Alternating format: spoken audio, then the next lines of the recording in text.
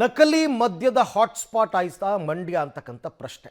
ಇತ್ತೀಚಿನ ವರ್ಷಗಳಲ್ಲಿ ಈ ನಕಲಿ ಮದ್ಯದ ಸಮಸ್ಯೆ ಇರಲಿಲ್ಲ, ಆದರೆ ಈಗ ನಕಲಿ ಮದ್ಯ ತಯಾರು ಮಾಡಿ ಮಾರಾಟ ಮಾಡ್ತಾ ಇದ್ದಾರೆ ಮಂಡ್ಯದಲ್ಲಿ.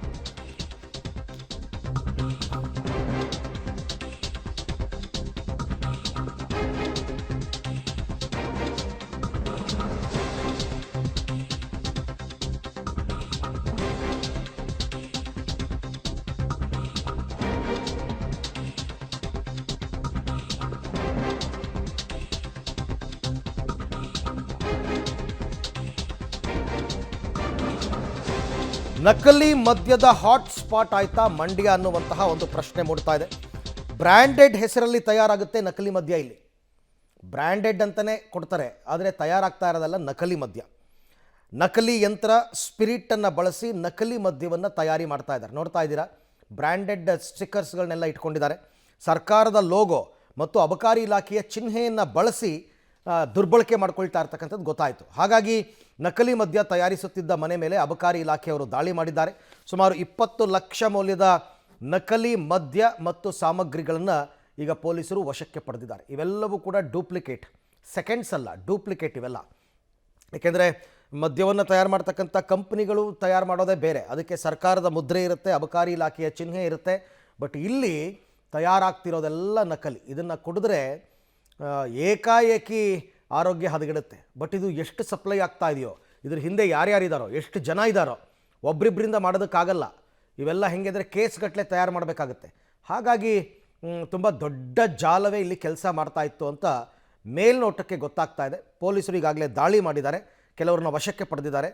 ಜೊತೆಗೆ 20 ಲಕ್ಷ ರೂಪಾಯಿ ಮೌಲ್ಯದ ನಕಲಿ ಮದ್ಯ ಮತ್ತು ಸಾಮಗ್ರಿಗಳನ್ನು ಪೊಲೀಸರು ವಶಕ್ಕೆ ಪಡ್ಕೊಂಡಿದ್ದಾರೆ. ಕೆಲವ್ರನ್ನೂ ಕೂಡ ವಶಕ್ಕೆ ಪಡೆದಿದ್ದಾರೆ. ಅವರಿಂದ ಕೆಲವೊಂದು ವಿವರಗಳನ್ನ ಈಗ ಬಾಯ್ ಬಿಡಿಸ್ಬೇಕು. ಅಲ್ಲಿಗೆ ರೇಡ್ ಮಾಡಿದಾಗ ಅಲ್ಲಿ ನಮಗೆ ಡೂಪ್ಲಿಕೇಟ್ ಮದ್ಯ ದೊರೀತು. ಸಿಲ್ವರ್ ಕಪ್ ಅಂತಕ್ಕಂಥ ಬ್ರ್ಯಾಂಡ್ದು. ಅದು ಸುಮಾರು 35 ಲೀಟರ್ ಇದೆ ಸರ್ಕಲ್. ಅದು ಸಣ್ಣದ್ದು ಶ್ರೀ ರಮೇಶ್ ಅಂತಕ್ಕಂಥವ್ರಿಗೆ ಸೇರಿದೆ.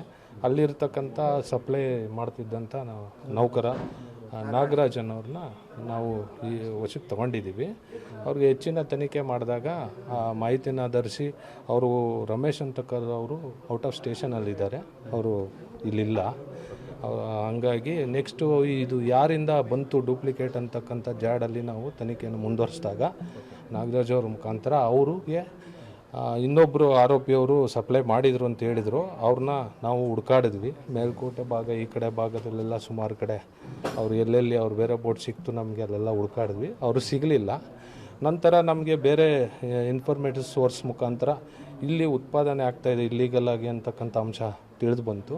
ಆ ನಿಟ್ಟಿನಲ್ಲಿ ನಾವು ಇಲ್ಲಿಗೆ ಬಂದು ಇಲ್ಲಿ ಕಿಟಕಿ ಎಲ್ಲ ತೆಗೆದಿತ್ತು. ಸ್ವಲ್ಪ ನೋಡಿದಾಗ ಅಲ್ಲಿ ವಿಂಡೋದಲ್ಲೂ ಕೂಡ ಕೆಲವು ಕ್ಯಾನ್ಸ್ ಎಲ್ಲ ಕಾಣಿಸ್ತು.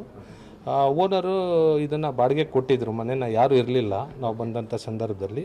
ಆಗ ಓನರ್ ಅವ್ರು ಕರೆ ಮಾಡಿ ಅವರನ್ನು ಕರೆಸ್ಕೊಂಡು ಅವ್ರ ಸಮಕ್ಷಮದಲ್ಲಿ ನಾವು ಬೀಗ ತೆಗೆಯೋ ಪ್ರಯತ್ನ ಪಟ್ವಿ. ಆ ಬೀಗ ಅವ್ರ ಬೀಗದಲ್ಲೂ ಕೂಡ ಆಗಲಿಲ್ಲ ತೆಗಿಲಿಕ್ಕೆ. ನಂತರ ಅವ್ರು ಬೀಗ ಮಾಡೋರು ಕರೆಸಿ ಎಲ್ಲರ ಪಂಚರ ಸಮಕ್ಷಮದಲ್ಲಿ ಮನೆ ಬಾಗಿಲು ನಾವು ಓಪನ್ ಮಾಡಿ ನೋಡಿದಾಗ ನಮಗೆ ಈ ಎಲ್ಲ ಸಾಮಗ್ರಿಗಳು ಡೂಪ್ಲಿಕೇಟ್ ಲಿಕ್ಕರ್ ಮಾಡಬೇಕಾಗಿ ಬಳಸೋಂಥ ಎಲ್ಲ ಸಾಮಗ್ರಿಗಳು ಸಿಕ್ಕಿದೆ. ಅದು ನಿಮ್ಮ ಮಗಳ ಮನೆ ಇದು. ಇಲ್ಲ ಅವರೇ ಕಟ್ಟಿರೋದು, ನಾವು ನೋಡ್ತಾ ಇದ್ದೀವಿ ಅಷ್ಟೇ. ಅವ್ರು ಬೆಂಗಳೂರವರು, ಅವರು ಪಾರ್ವತಮ್ಮ ಅಂತ ಅವ್ರು ಹೇಳಿಯವರು. ಇಲ್ಲಿ ಇದ್ದವರು ಅಂತ ಬೋವಿ ಕಾಲೋನಿ ಅಲ್ಲಿ ಮನೆ ಇದೆ. ಅಲ್ಲೂ ಇದು ಸಂಬಂಧಿಕರ ಇಲ್ಲೂ ಅವ್ರು ಇರ್ತಿಲ್ಲ. ಅವರ ಬ್ರದರ್ಸ್ ಯಾರು ಇರ್ತಿರಿ ಇಲ್ಲಿ, ರಮೇಶ್ ಅಂತ ಏನೋ ಮೋಸ್ಟ್ಲಿ ಅವರು. ಒಂದು ಜಾಸ್ತಿ ಕಾಂಟ್ರಾಕ್ಟ್ ಇಲ್ಲ ನಮಗೆ. ಅವರು ಈಗ ಬಂದವರು. ಬಟ್ ನಾವೇನೋ 3 ಮಂತ್ಸ್ ಆಯ್ತು ಕೊಟ್ಟು. ಜಾಸ್ತಿ ಕಾಂಟ್ರಾಕ್ಟ್ ಇದ್ದದ್ದು, ಯಾರು ಕಾಂಟ್ರಾಕ್ಟ್ ಇಲ್ಲ. ಅವ್ರು ಆಧಾರ್ ಕಾರ್ಡ್ ಕೊಟ್ಟರು, ನಮ್ಗೆ ಕೊಟ್ಟಿದ್ದು ಆಧಾರ್ ಕಾರ್ಡ್ ಕೊಟ್ಟರು. ವಾಸಕ್ಕೆ ಇರ್ತೀವಿ, ಹೊಸ ಇರ್ತೀವಿ ಅಂದ್ಬಿಟ್ಟು. ಸಂಬಂಧಿಕರು ಇದ್ದಾರೆ, ಅಣ್ಣ ತಮ್ಮದಿರು ಯಾರು ಇದ್ದಾರೆ, ಅವ್ರಿಗೆ ಹೋಗ್ತಾ ಇರ್ತಾರೆ. ರಮೇಶ್ ಅವ್ರ ಸಂಬಂಧಿಕ ಅವ್ರಿಗೆ ಅದನ್ನ ಹೋಗ್ತಾ ಇದ್ರು. ಅಮ್ಮ ಜಾಸ್ತಿ ಇದ್ಲಿ, ಇಲ್ಲಿ ಜಾಸ್ತಿ ಇರ್ತದೆ. ಮನೆ ಇರ್ತೀವಿ. ಬಾಡಿಗೆ ಕೊಡಕ್ಕೆ ಬಂದಾಗ ಅದು ಬರೋದು ಅಷ್ಟೊಂದು ತಿಂಗಳು ಅನ್ಸುತ್ತೆ ನಾನು. ಅದು ನಮ್ಮ ಸಿಸ್ಟಮ್ ಮನೆ ಇದೆ, ಇಲ್ಲ ಇದೆ. ಅಲ್ಲಿ ಬಾಡಿಗೆ ಕೊಟ್ಬಿಟ್ರು ನಾನು ಬರ್ತಿರ್ಲಿಲ್ಲ. ಆಗ ಕ್ಯಾಶ್ ಕೊಡ್ತಾರೆ.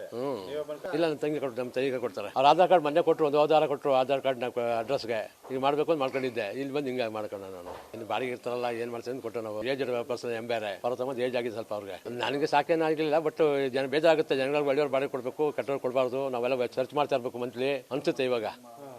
ಅವ್ರು ಇಂಥ ಮಾಡ್ತಾರೆ, ಯಾರು ಗೊತ್ತು ಹಿಂಗೆ ಮಾಡ್ತಾರೆ ಅಂತ ನಮಗೇನು ಗೊತ್ತು. ಒಳಗಡೆ ಏನು ಕ್ಯಾನ್ಗಳು, ಖಾಲಿ ಕ್ಯಾನು, ಬರ್ತಿ ಕ್ಯಾನು, ಆಮೇಲೆ ಬಾಟ್ಲು ಮಿಷಿನ್ಗಳು ಏನೋ ಇದೆ. ಕ್ಯಾನ್ ನೋಡಿದೆ ಅಷ್ಟು ನನಗೆ 1 ಗಂಟೆ ಆಯ್ತು ಬಂದು. ಇಲ್ಲ ಎಲ್ಲ ಆಯ್ತು, ಎಲ್ಲ ತಗೊಬಿಟ್ರು. ಮಡ್ಗಾವ್ ತಗೊಂಡ್ರೆ ಏನೋ ಫೋಟೋ. ನನಗೆ ಅದೆಲ್ಲ ಗೊತ್ತಿಲ್ಲ. ಎಕ್ಸೈಸ್ ನನಗೆ ಏನು ಗೊತ್ತಿಲ್ಲ. ಏನಾಯ್ತು ಎಲ್ಲ ವಿಷ ಹಾಕಿದಾರೋ, ಮೆಡಿಸಿನ್ ಇಟ್ಟಿದ್ದಾರೋ, ಮಜ್ಜಿಗೆ ತುಂಬಿಟ್ಟಿದಾರೋ ಗೊತ್ತಿಲ್ಲ. ಏನೋದು ಗೊತ್ತಿಲ್ಲ ನನಗೆ. ಖಾಲಿ ಕ್ಯಾನವೆ, ಬರ್ತಿ ಕ್ಯಾನವೆ ಎಲ್ಲ ಆಯ್ತು. ಅಲ್ಲಿ ಹಾಲಲ್ಲಿ ಕೂತಿದ್ದೆ, ಅಡುಗೆ ಮನೆ ಕಾಣ್ತದೆ, ಹಾಲು ಕಾಣ್ತದೆ, ಏನು ಮನೆ ಕಾಣೋದಿಲ್ಲ. ಒಳಗೆ ರೂಮಲ್ಲಿ ಇದೆ ಅಂತ, ರೂಮಲ್ಲಿ ಅಂತಾರೆ. ಈಗ ಎಲ್ಲ ರೂಮಲ್ಲಿ ಇದ್ದದ್ದು. ಈಗ ಇಲ್ಲೇನು ಇರಲ್ಲ ಹಾಲಲ್ಲಿ. ಏನು ಆಮೇಲೆ ಎಕ್ಸೈಸ್ ಡಿಪಾರ್ಟ್ಮೆಂಟ್ ತಗೋತಾರೆ, ಕ್ರಮ ತಗೋತಾರೆ. ಮೇಲೆ ಯಾರು ಮಾಡ್ತಾರೆ ಕ್ರಮ ತಗೋತಾರೆ, ಅಷ್ಟು ತಗೊಳ್ಳಿ. ನಾನು ಸಪೋರ್ಟ್ ಹೇಳ್ತೀನಿ.